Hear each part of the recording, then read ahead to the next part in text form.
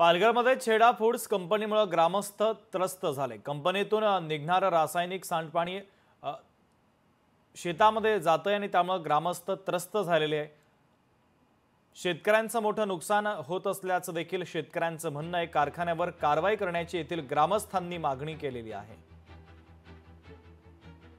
छेडा व फूड्स मधून जे पाणी येतं घाण पाणी त्याच्यामुळं अख्ख्या गावचे बोरिंग, विहिरी आणि नाल्याचं पाणी सर्व खराब होतं आणि त्याच्यामुळे जी नाल्यामध्ये मच्छी असते ती पण मरून जाते आणि जे शेतीला आम्ही भात लागवड करतो ती भात लागवड करण्यासाठी माणसं शेतामध्ये उतरत नाही आणि जरी आम्ही शेती लावली अशी काय करून प्रयत्न करून तर ते जेव्हा भात पिकतं त्याच्या 4 दिवस अगोदर किंवा 5 दिवस अगोदर असे सर्व भाताचे अ, गळून पडतात.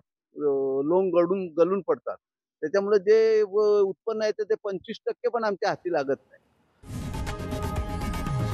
लोकशाही मराठी ऐका, पहा, जागरूक रहा।